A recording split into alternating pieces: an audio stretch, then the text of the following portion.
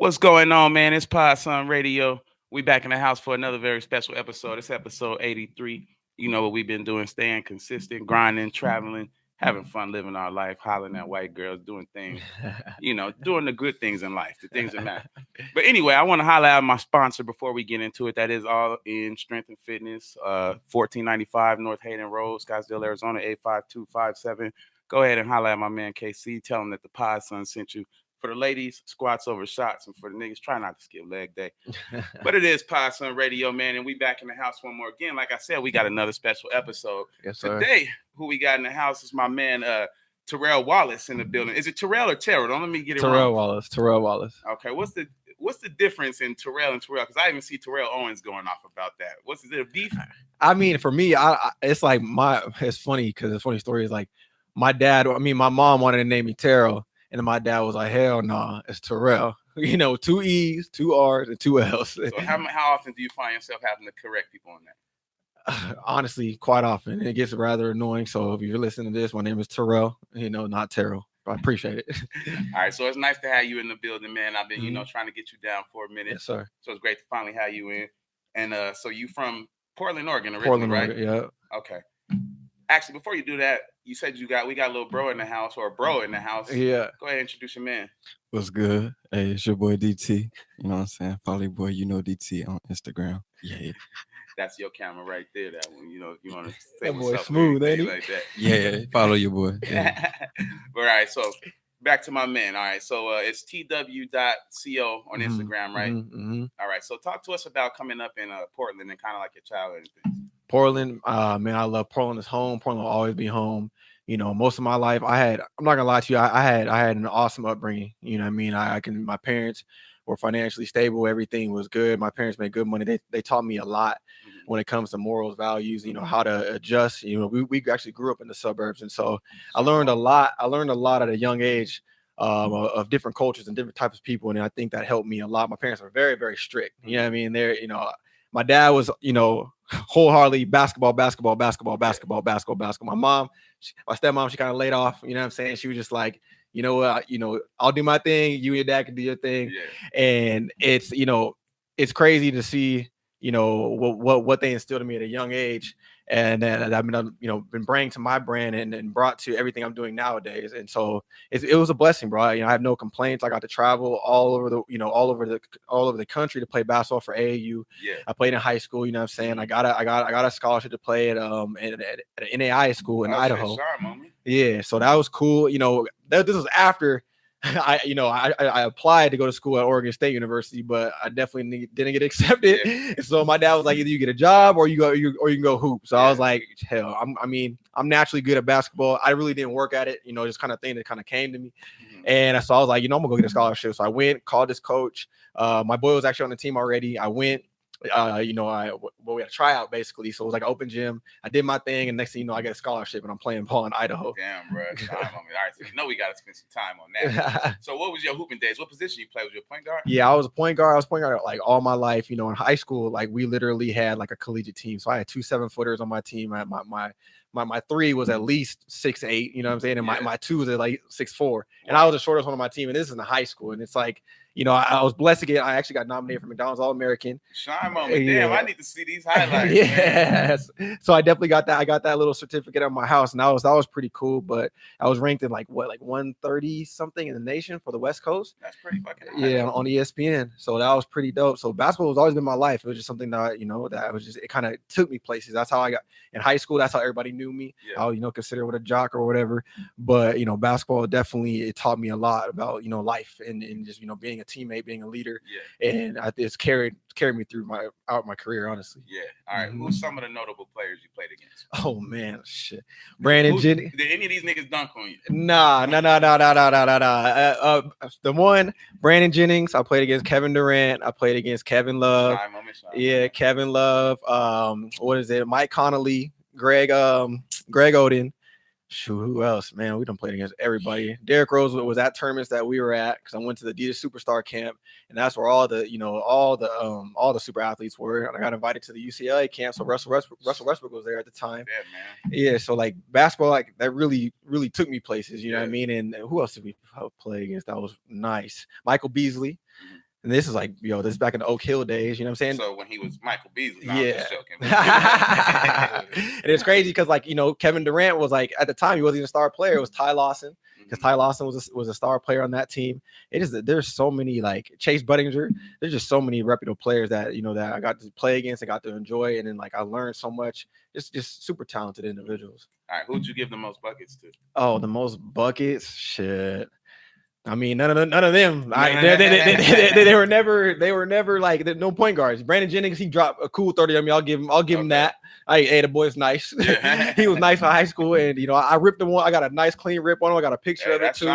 Yeah, so I took that. You got a picture of it? Oh yeah, I got a picture in high school. I can send it to you, but I can lay that. I was looking back, I thought he was gonna block my pin, my shit. He had balance back in high school. I ain't gonna lie, but I got a little layup. The crowd was like, they were showing love, but he did get a cool 30. I'll give him that. Yeah, but sure, that's major though. Yeah, that means more to me than he the NBA nigga. So that's what I'm saying. You can have your 30. Facts. I'm out here modeling. I ripped your ass up, took you down for a woolly wop. You know what I mean? 100. All right, so no, that's pretty fucking crazy. So Yeah. how was like your college career and shit like that? No, the college was dope, bro. Like I played for 2 years. You know what I'm saying? Like I said, I basically just walked on and got a scholarship because I just tried out. And like, I'm gonna give you a scholarly.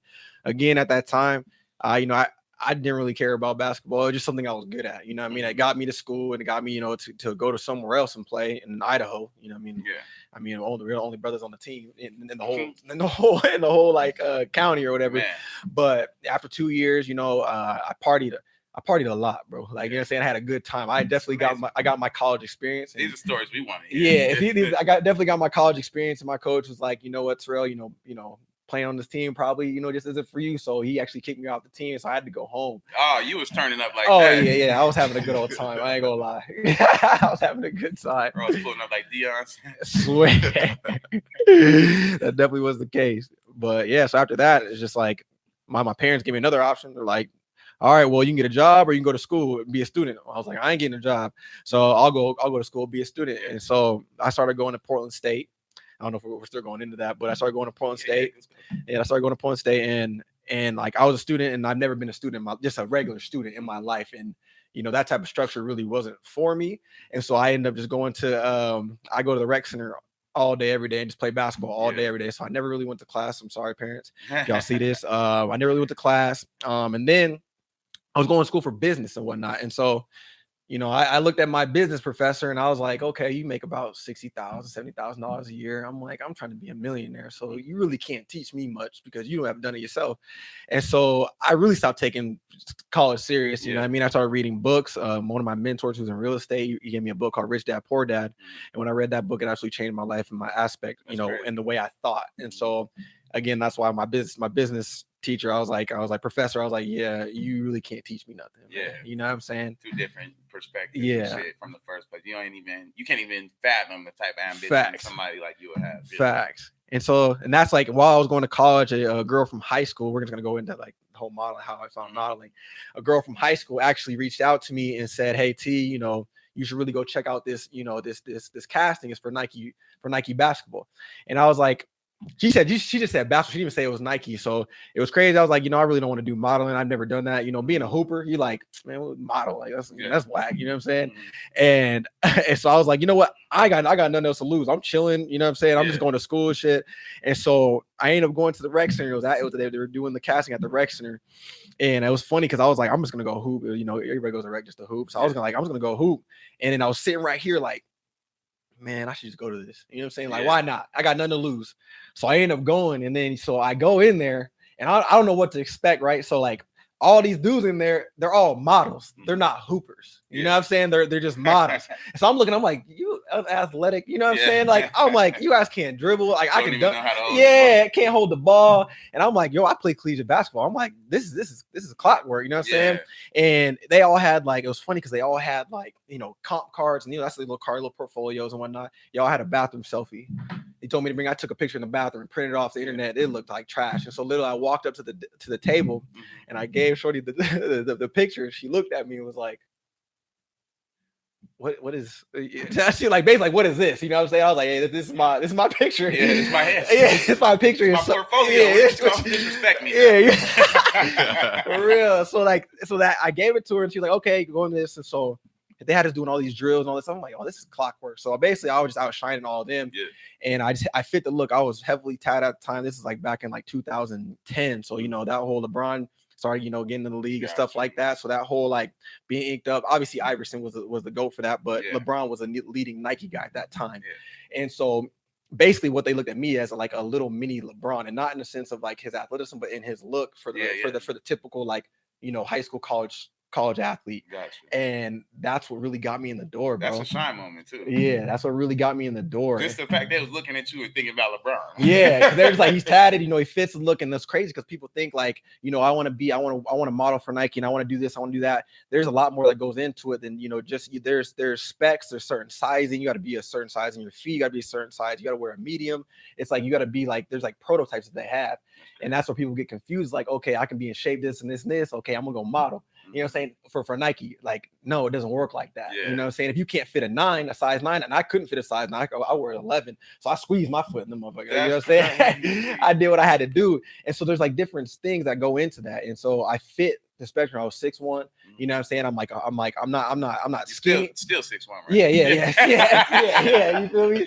And so like I'm not like I'm your average size. I'm not like huge, but I'm like very streamlined. I have a very athletic, like a basketball body. And so it just worked out, man. And then from there, I mean, I can keep going. There's we gonna have a whole segment for Nike shit, but colleges. All right, so tell us the difference. And what part of Idaho were you in, first of all? Lewiston, like right on the cusp of like Washington and Idaho. Okay, I've only been to Napa. You know where that is? I have no idea. Like a little south, I think. Yeah, I don't know. But anyway, all right. So what's the difference between Portland and Idaho as far as like that college life? Oh man. Portland's very liberal and very like, it's just very, everybody's weird. They're very, you can be themselves. So it's like everybody like, it's just different. Everybody's nice. You know what I'm saying? When I went to Idaho, they do got some color, a little bit of color, a little bit of diversity in Oregon, but in Idaho, it was everybody. The only black people that were there really the ones on the basketball team. That's so crazy. It was different. It was a different experience, but like at the same time, I mean, we were a lot of white girls. Yeah, never wrong.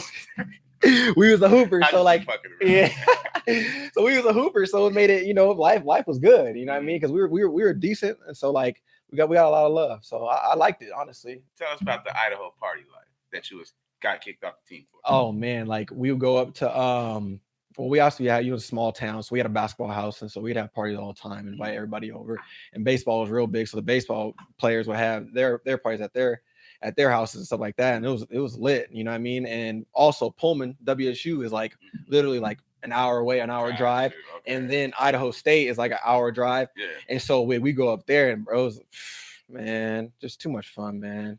I like so many nights I don't remember. I know it was a wild fight that broke. Oh, plenty. But did y'all get along with the baseball players? No. I always hear stuff like the college baseball team and basketball team or football team and basketball team fighting. Not at all. Not at all. I'm being real with you, not at all. Because like our school was known for baseball. Yeah. And I'm a very confident dude. And so like, at the time, especially being 21, and I was like, what, 19 at that time? 20? Yeah, 20. So like I was very confident. Dude, I thought I was a shit. I'm gonna be real with you. Yeah. And so I thought I could pull anything. And baseball players didn't like that a lot. I know you snatched one of their girls. Hell yeah, 100%. 100%. I already see it. All right, and then so Portland State, and then did you get your degree over there? No, I dropped out. It's funny. I've actually flunked out the first semester. I flunked out, and I didn't flunk out. So they gave me a probation period. So they're like, you come back, and then I flunked out again. And I actually met with my counselor. My counselor actually, called my mom and was like, college is ain't for Terrell. You know what I'm saying? He has an entrepreneur mindset, and he knows what he wants, and just college just isn't for him. Yeah. You know what I mean? That's when we can go into that later on, how I started the clothing line and all that stuff. And it just didn't work out. You know what I mean? My counselor knew from the jump. And so like, I was like, well, if she knows, I mean, shit. Shimo into the counselor. Yeah. Shout out to her for real. And so it's definitely called my mom, and then everything just kind of took off after that. Yeah. All right. Now let's go into it. All right. So you leave college. What's like your entrepreneur? What's the first thing that happens when you're done with college? Okay. I'm done with college. So another big reason I quit. So I started modeling for Nike, like I said, and like after, when you make $1,500 in a day, you know what I'm saying? It's kind of going to class is like, why would I go to class and sit here for 8 hours when I can go do this? It was interfering with my Nike time. Yeah. And since I got booked, and that casting I got booked, I built a relationship with the director.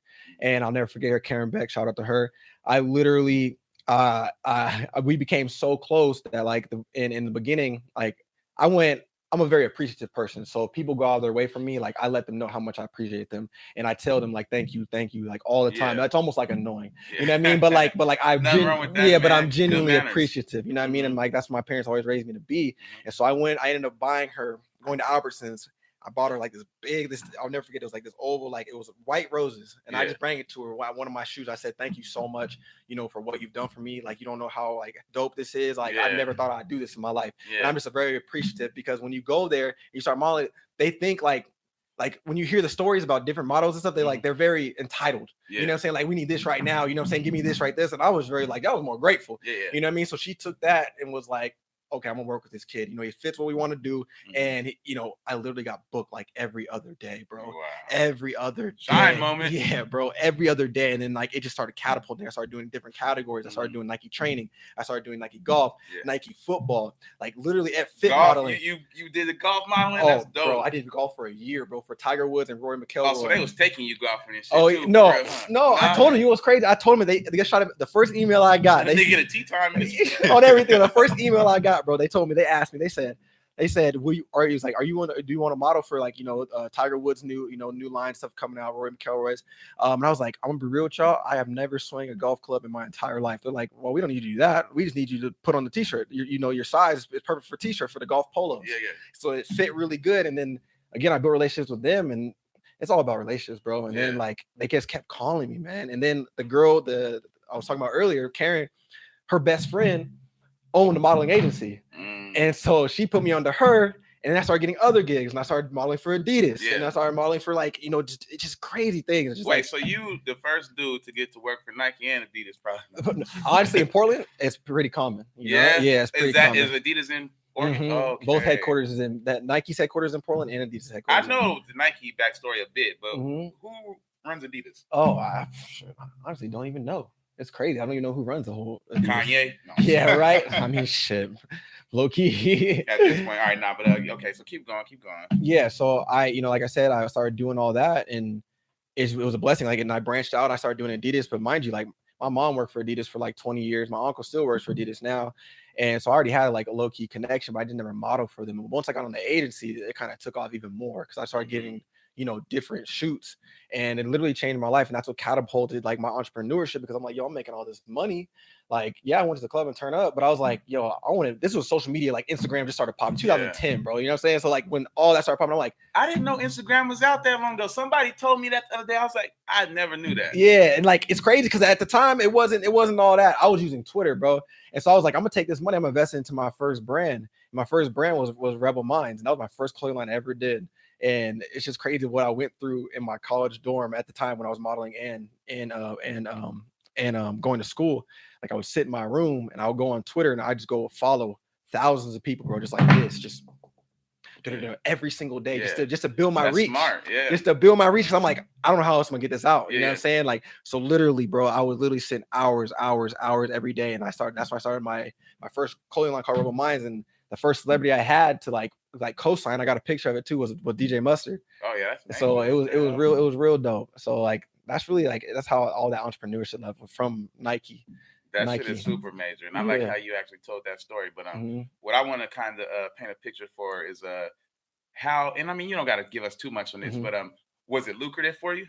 Well, my clothing the line? modeling, no, the modeling. Oh, bro. I made a lot of good money, bro. Most money I've ever made in my life. I worked at like it's called Rule when I was in high school, and I was like, oh, that's, I walked into that store and they're like, you want to work here, and I got the job, and I had to stand at the door and say hi to people. You know what I'm saying? Like a little $7 an hour, and then you go from hooping, to like living the college life to like, okay, bet now I'm modeling for Nike, and you're making like thousands of dollars, bro. Like for a shoot. Yeah, for a shoot, and then you're doing consecutive shoots. You know what I'm saying? And so, and then they pay you like every like 45 days, right? So I just have checks 45 coming. 45 days. Nigga like me is so privileged. I wouldn't lie. Oh yeah, no, but like nigga done went broke. but when you're doing so many shoots consecutively, so you're just checks are just piling in month after month after month. I'm so used. I'm like, I got a check coming, I ain't tripping. Yeah. You know what I'm saying? And Yeah. so it was a very lucrative thing, and not only from a currency standpoint, but from a leverage standpoint. Being able to do my clothing line through that, it's like, hey, I'm model for Nike. You know what I'm saying? Okay, hey, buy my clothes. Yeah, nigga gonna buy. Yeah, no, that's going. I'm fucking with you already. Yeah, definitely. You had me at Nike, bro. It's crazy. Like the world in Portland, Nike's small. You know what I'm saying? Everybody knows Nike. There's people that model all the time, but to the world, it's like some crazy thing. You know what I mean? And I remember seeing yourself in like billboards, seeing yourself in commercials and stuff like that. You're like, damn, like I'm really out here. Yeah. You know what I mean? So it was dope. So back home, it's just like, oh, that's nice. It's just another thing, just because it's right there all the time. Bro, I live 5 minutes away from Nike's headquarters. That's crazy. You know what I mean? I'm gonna have to go out there with you. You know, I do my travel thing. So we get on the plane and go tomorrow. Yeah, man. no, that's dope. I've never been to Portland. Like I've been all through the West Coast. Now, Portland's probably the only city I haven't been to. Oh, you'll love it. It's so diverse, bro. It's very diverse, and it's like people are just like they're very, hey, how's it going? Like you know what I'm saying, walking down the street, very polite. You know what I mean? You're not gonna get like the side eye or none of that. You're gonna get people who are gonna like literally just greet you just to say how you doing. So it's cool. No, that's the type of place I love. Yeah. All right, then going into selling the clothes. So how was that for you? Oh, bro, that was probably the biggest learning experience of my life when it comes to entrepreneurship. You know, there's so much that goes into it that you don't take into consideration rather than just slapping a design on a t-shirt and be like, hey, buy this. You know, I didn't understand logistics. I didn't understand the back end. I didn't understand the inventory. I didn't understand shipping. I was just like, hey, I'm gonna make some dope clothes and try to sell it. So I ended up investing so much money into inventory, and then like it got some, it caught a little wave, but like you're sitting on so much inventory, you know what I mean? You don't realize what to do with it. Like what I do next after those initial, your supporters, people like family, friends are like they buy, but they're not repeat customers because they're like, hey, I already bought something for you. You know what I'm saying? That first go around, like, hey, I support you. 100%.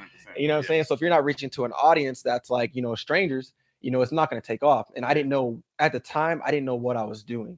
You know what I mean? So I wasted a lot of money, but I don't call it a waste. I learned so much about myself, about marketing, about internet marketing, about the internet, about social media, that like, I feel like that was my college I paid for. That was my investment. Rather than taking prerequisites, I got straight to the fucking point. You know what I'm saying? And so like, I learned a lot. So I think it was a blessing in disguise, to waste that much money as I did. Yeah, nah, man, I actually appreciate that. And I appreciate the way that you can kind of articulate that, because I feel like I kind of battle some of the same challenges, I would say, but it's good for the audience to hear that too. And a lot of the time I look at a lot of these rappers and I look at just like that. Sometimes they get that same type of support you say, like you say, you get these people to buy your stuff by yourself, and they like, okay, we good, you know what I mean? So we'll drop another song.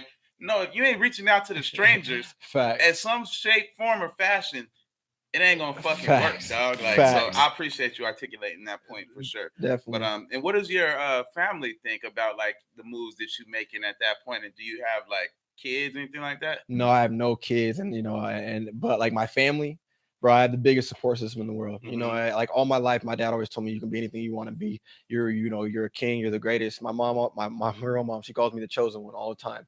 And this is just my family. Like they truly believe in me. And I'm out of my little brother and my little sister, like I'm the rebellious child. I'm the one. I put myself out there. I take the blows, the hate for whatever for them.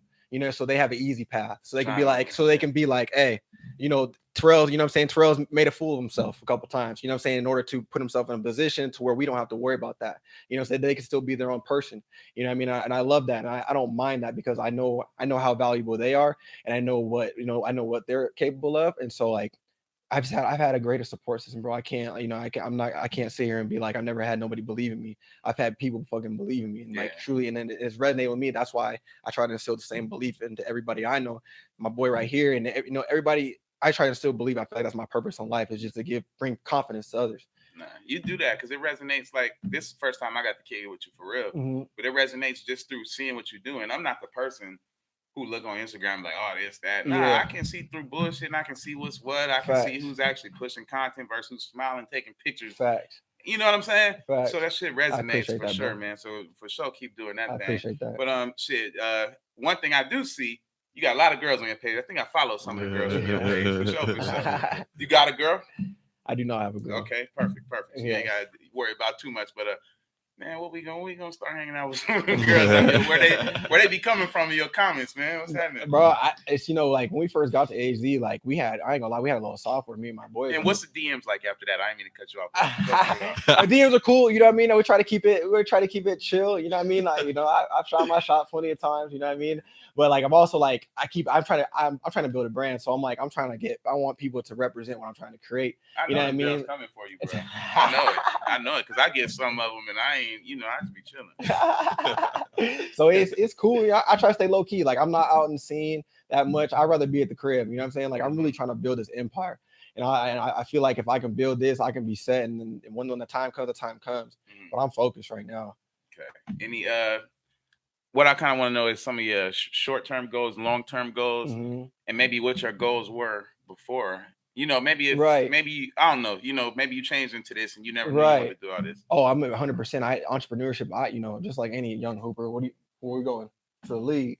Yeah, we're going to the league. Exactly. You know what I'm saying? That was always my goal. It's like, all right, bet we're going to the league, and that that didn't happen. And I quickly realized that wasn't going to happen. I knew I just didn't have I feel like my brain. I just know my worth. You know what I'm saying? I feel like I bring a lot of value to anything I do. And I know my personality. And I know what I'm capable of. And so I never thought a job was ever in my future. Yeah. I didn't know what I was going to do. I didn't know entrepreneurship was going to be the answer, but I just knew I could never work a 9 to 5 just because of how I am. I think way too much. And I'm such a personable person and I love people. And I think the study of people is amazing because the people make the world go around no matter what it is. And so I knew that I wouldn't get a job, but I just didn't know what I wanted to do. And I realized real quick when I started my first clothing line, I want to remember because when it's all said and done, when I'm gone, it's like a piece of clothing that someone's wearing, they could have that for years. Yeah. You know what I'm saying? So my energy is within my clothing. Yeah. Who I am within my clothing. So if someone's wearing something that I've created, it's like that's Terrell, even when he's dead. I feel Terrell right now. Yeah. You know what I'm saying? And that's what I wanted to create. And my wife, for everything I do, is like I never wanted my kids to look outside their home for a role model.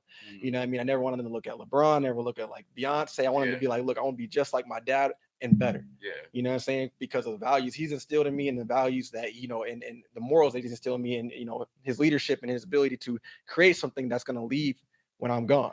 And so I know clothes is what I wanted to do. And that's why I took that money from modeling and just been chucking away at different things. I've been through multiple brands, failed, learned. I've never failed. I've always learned from multiple brands now to get to where I am at right now. And so it's been, it's been a crazy ride, bro. Yeah.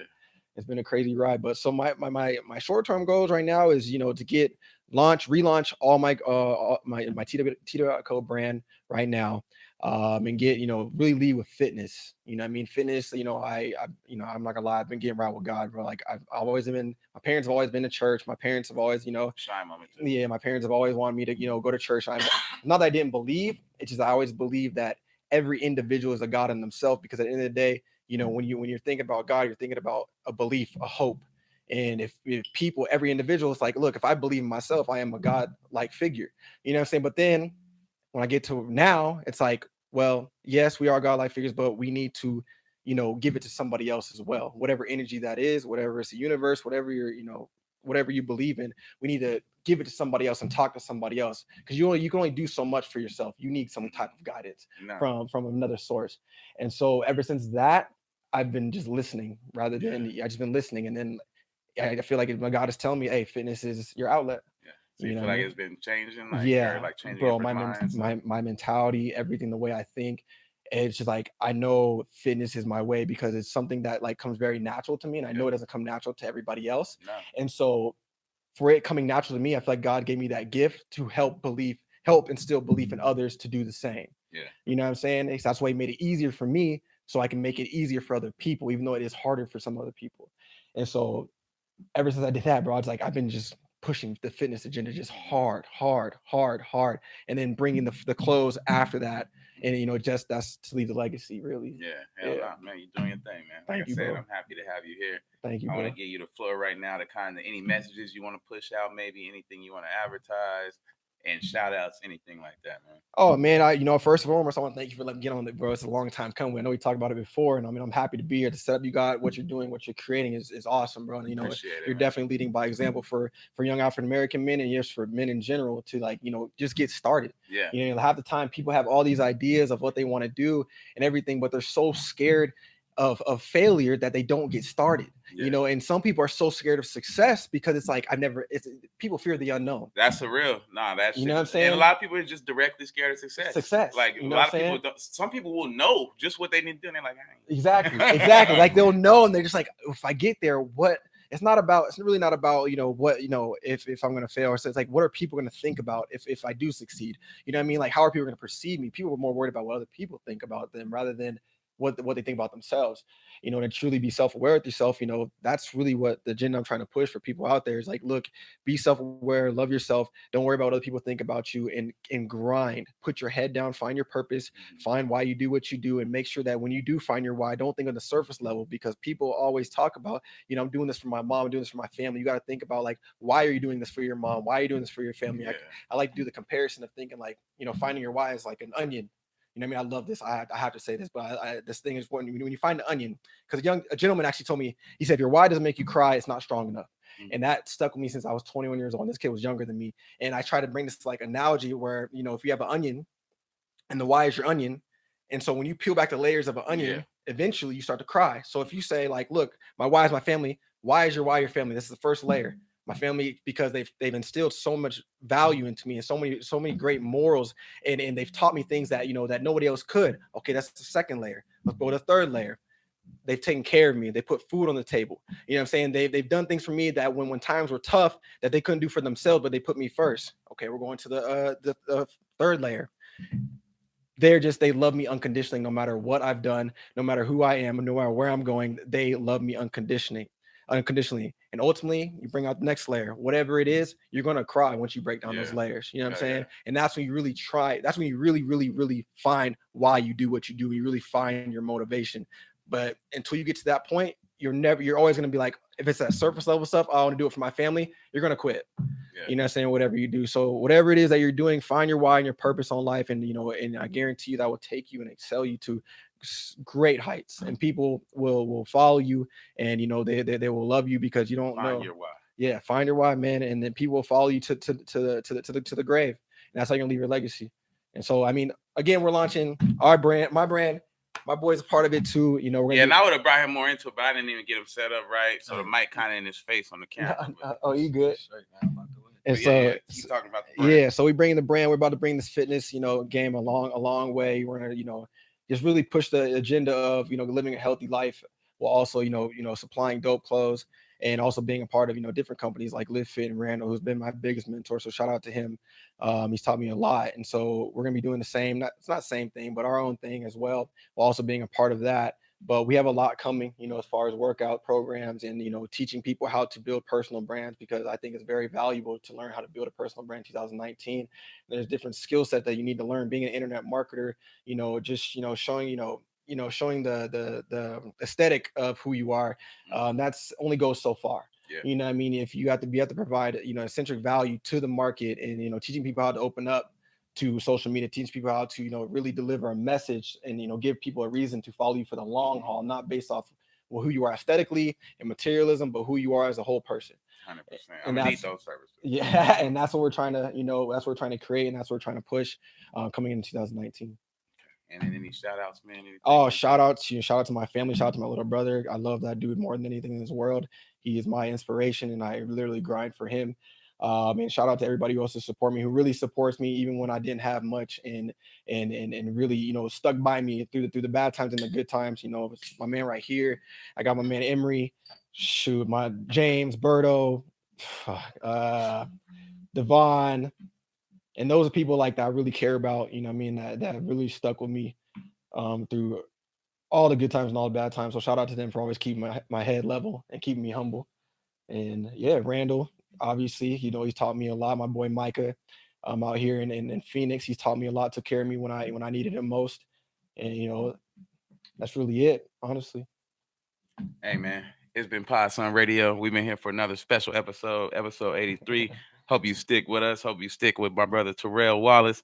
Follow him at tw.co, or is it underscore No, tw.co? tw.co. tw.co. And, keep sticking in with your boy. But we about to be out this thing. Hopefully next time we see y'all, we in Portland doing something Let's wild. get it. We out. Sean.